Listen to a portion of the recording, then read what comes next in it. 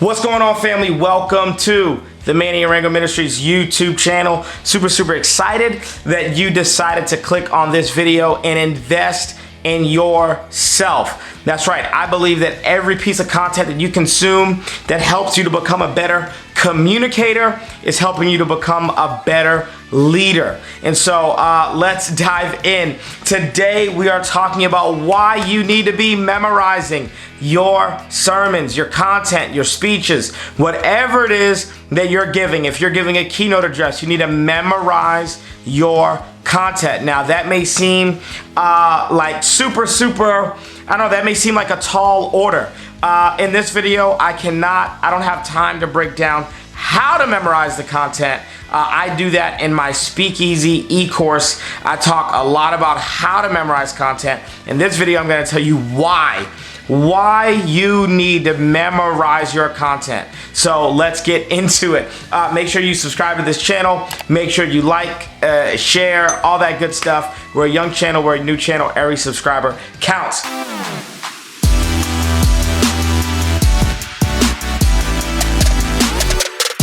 Number one, here's the first reason.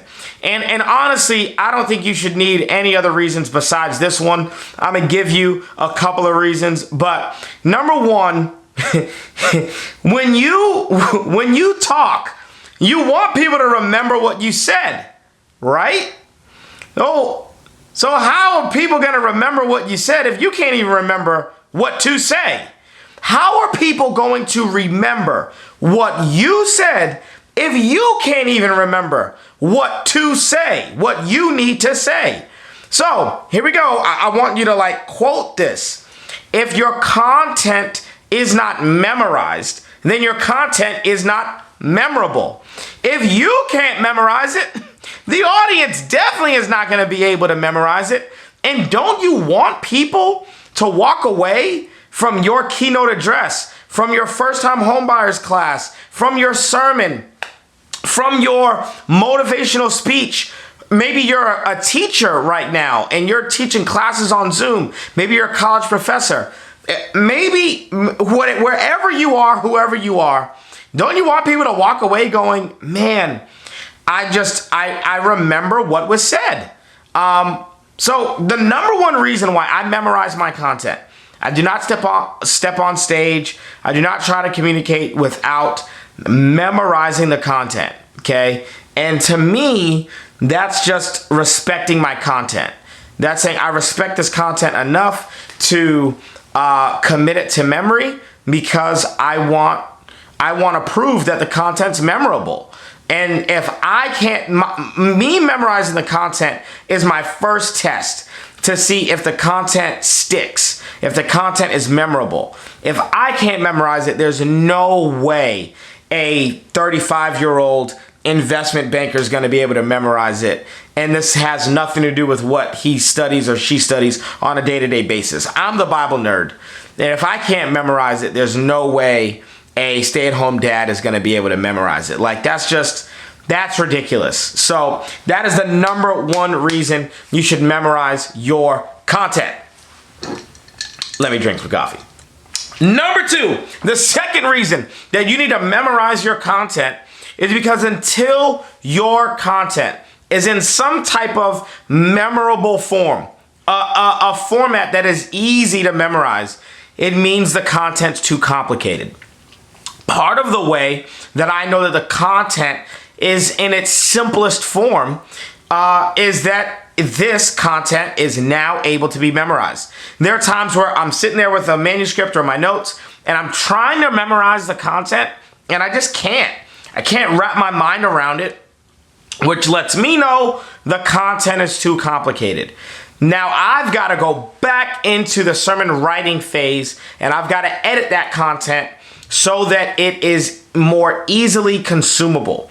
The moment I can wrap my mind around it, the moment I can remember the content, now it's actually going to be easier for me to deliver that content. So the reason that you don't want to use notes on stage is because using notes on stage actually means that the content is too complicated. It means you have not internalized the information.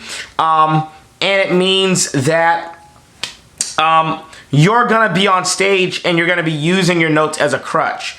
The way that I know that my content is ready is that it can be memorized. If the content is too hard to memorize, the issue is not my memory, the issue is the content.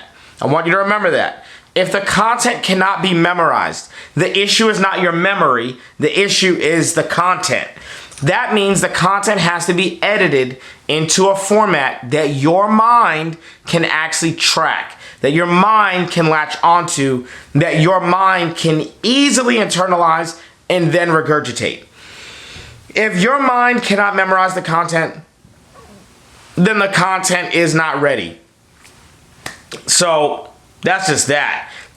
It's easy for me to remember where things are in this room because this room is organized and clean, right? So let's say I lost this random thing. Let's say I lost this. Anytime I lose anything, I don't start by searching for the item that I lost. I actually start by cleaning the room.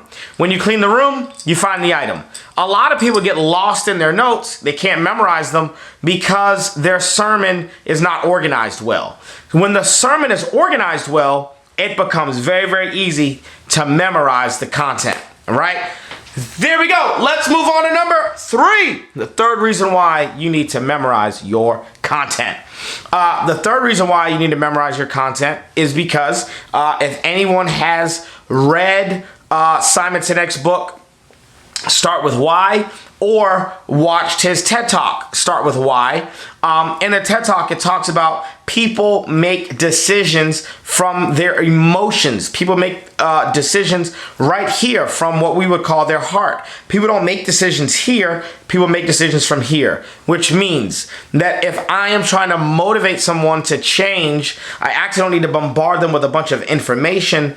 I actually need to communicate to their heart. And I cannot communicate to their heart unless I'm speaking from my heart. And when I'm scripted and when I'm reading off of a manuscript, that's not speaking to the heart. The number one job of a communicator is to connect with an audience. It is very hard to connect if you're constantly looking at your laptop and constantly looking at your notes and constantly looking at things. It actually comes off very, very distracted and unprepared. You want to look directly into the eyes of the people that you're communicating to or into the camera lens, and you want to communicate effectively. Because I don't want someone who's just regurgitating some notes. I want to know that the person that is talking to me is speaking from a place of conviction, that they're not just trying to sell me. And so I want someone to communicate from their heart. I don't want somebody reading from some script. I don't want someone trying to sell me or to manipulate me. If you need all this extra information, it comes off very disingenuous.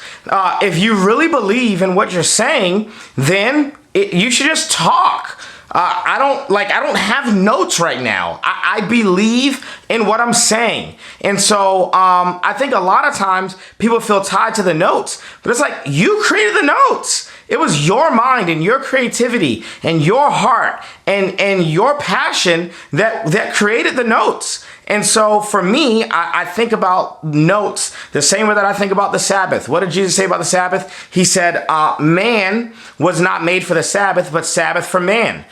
You weren't made for your notes. Your notes were made for you. And so if they were made for you, then that means that you are the authority over the notes. You don't need them. You can memorize them and you can communicate them so that you can come off as someone who's full of conviction, full of passion, who's full of clarity and knows what they want to say and can deliver what it is that you are trying to communicate. So number one, just a little short recap. Number one, the reason why you need to memorize your notes, and the biggest reason is because you want your content to be memorable, and no one else is going to remember it if you can't remember it.